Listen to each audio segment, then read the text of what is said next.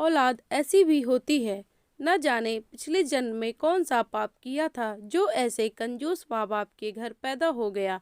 यह सोचते हुए अमित का मन दुख और कुढ़ से भर गया। औरों की माँ बाप कैसे हैं जो अपने औलाद की खुशी के लिए अपना सब कुछ न्यौछावर कर देते हैं, और एक मेरे माँ बाप हैं जो हमेशा मेरी छोटी छोटी ख्वाहिशों का गला घोटते रहते हैं। मेरे लिए इनके पास कभी पैसा नहीं रहता, हर दम पैसे की तंगी का रोना रोते रहते हैं। इस वक्त उसके अंदर घृणा और नफरत का ऐसा तूफान उठ रहा था जिसने उसकी सोचने समझने की क्षमता को छीड़ कर दिया था। भावेश में उसके कदम और तेजी से उठने लगे। आह! अचानक उसके मुंह से हल्की सी चीख निकली।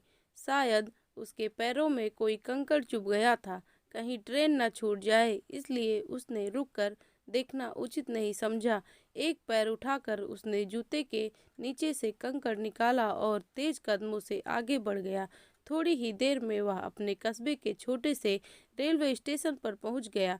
टिकट तो उसे लेना नहीं था, इसलिए वह सीधा प्लेटफॉर्म पर पहुंच गया। प्लेटफॉर्म पर खड़े होकर उसने मोबाइल निकाल कर देखा। सुबह के 5 बज रहे थे। ट्रेन अपने समय से आधे घंटे देरी से चल रही थी। वह पास में मौजूद कुर्सी पर बैठ गया और ट्रेन का इंतजार करने लगा। पैर में अभी भी दर्द का एहसास हो रहा था।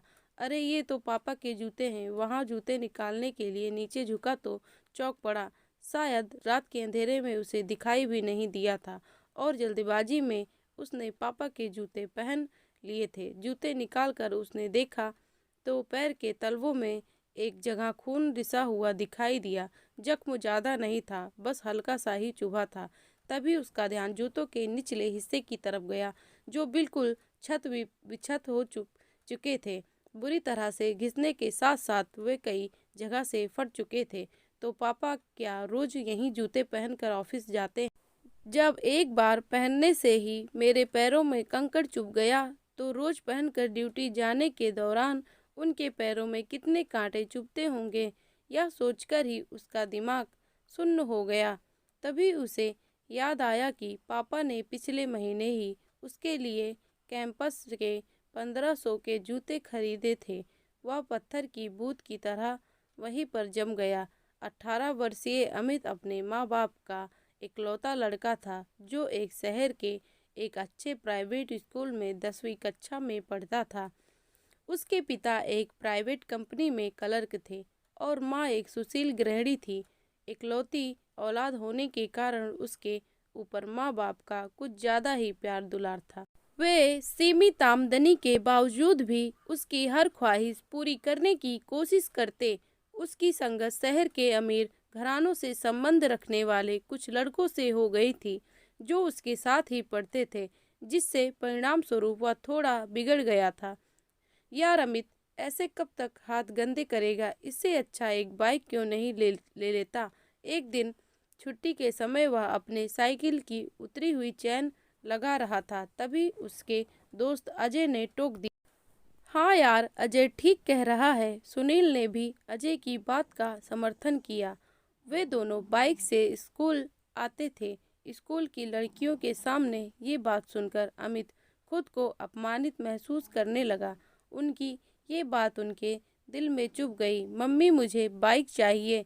स्कूल से घर आते ही उसने अपनी मांग रख दी। बेटा, तू तो जानता ही है कि एक तेरे पापा की सैलरी पर पूरा घर चलता है। वे इतना बड़ी रकम कहाँ से लाएंगे? माँ ने समझाया।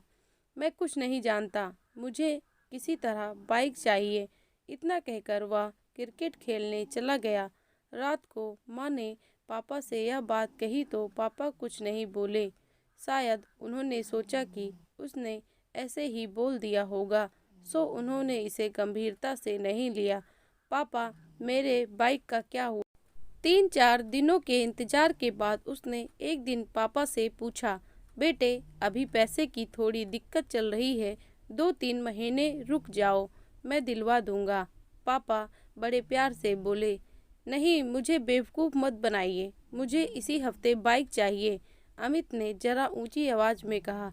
अमित, मैं देख रहा हूँ तुम धीरे धीरे जिद्दी होते जा रहे हो।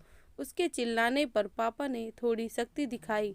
यह सुनकर अमित पैर पटकते हुए बाहर चला गया।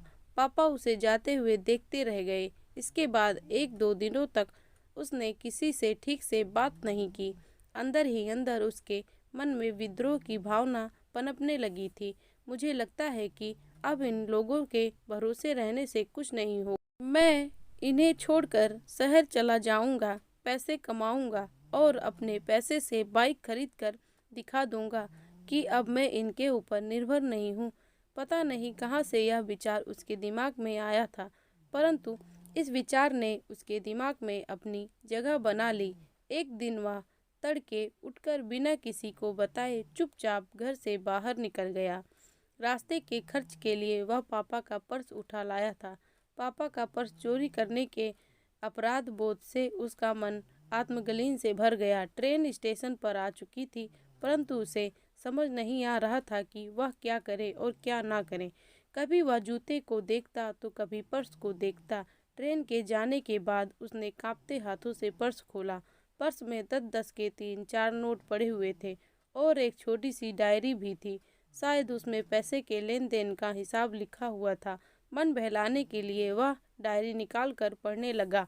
शर्मा जी से 30,000 रुपये लिए कंप्यूटर के लिए, ब्याज 5 रुपये प्रति सैकड़ा। 6 महीने पहले ही पापा ने उसके लिए नया कंप्यूटर खरीदा था, तो क्या पापा ने कर्ज लेकर मेरे लिए कंप्यूटर खरीदा? पढ़ते ही उसे झटका लगा। वह तो सोचता था कि पापा कंजूसी से पैसे बचाकर ब्याज पर चलाते हैं, परंतु उन्होंने तो उसके शौक पूरे करने के लिए हजारों रुपए का कर्ज ले लिया था। उसने आगे पढ़ना शुरू किया। वर्मा जी से 50,000 रुपये बाइक के लिए, ब्याज 3 रुपये सैकड़ा। दिन और तारीख बीते कल की ही थी, यानी पापा फिर उसके लिए। उसके आंखों से आंसू की धारा फूट पड़ी। वह तुरंत उठा और तेजी से घर की तरफ दौड़ पड़ा। बदहवासी में भागता हुआ जब घर पहुंचा तो पापा अभी अभी बाथरूम से नहाकर निकले थे। अरे कितनी दूर चले गए थे बेटे, चलो जल्दी से तैयार हो जाओ, बाइक एजेंसी चलना है।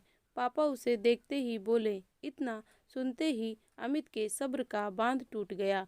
वह तुरंत पापा से लिपट गया और बच्चों की तरह फूट फूट कर रोने लगा। नहीं पापा, मुझे बाइक नहीं चाहिए। वह सुबकते हुए बोला। अरे क्या हुआ, क्यों रो रहे हो और बाइक क्यों नहीं चाहिए? मैंने लोन की सारी प्रक्रिया पूरी कर ली है। पापा को अभी भी कुछ समझ नहीं आ रहा था कि इसे हुआ क्या है। आप इस लोन को कैंसिल करवा दीजिए, मुझे लोन वाली गाड़ी नहीं चाहिए। अमित संभलते हुए बोला। लेकिन नहीं पापा, अभी साइकिल से ही काम चल जाएगा। चलो ठीक है, जैसा तुम चाहो। इसके बाद से तो वह बिल्कुल बदल गई। उसने अगले ही दिन से अपना पॉकेट मनी बचाना शुरू कर दिया। पापा, आज फादर्स डे है, इसलिए मैं आपके लिए ये गिफ्ट लाया हूँ। पापा नाश्ता करके ऑफिस जाने के लिए दरवाजे से निकलने ही वाले थे कि अमित ने मुस्कुराते हुए उनका रास्ता रोक लिया। अच्छा जल्दी दिखाओ क्या है, वरना मुझे ऑफिस के लिए लेट हो जाएगा। बस 2 मिनट पापा, आप बस कुर्सी पर बैठ जाइए। अमित ने फटाफट उनके पुराने जूते निकाले और नए जूते पहना दिए, जो पूरे 1500 के थे। खुशी के मारे पापा की आंखें भर आईं। अमित ने उनके पैर छूते हुए उन्होंने उसे उठाकर गले से लगा लिया। तो दोस्तों, कहानी कैसी लगी? कहानी अच्छी लगी हो तो प्लीज़ चैनल को सब्सक्राइब करें और कमेंट में अपनी राय ज़रूर दें। मेरी वीडियो देखने के लिए आपको दिल से धन्यवाद। Thanks for watching my video.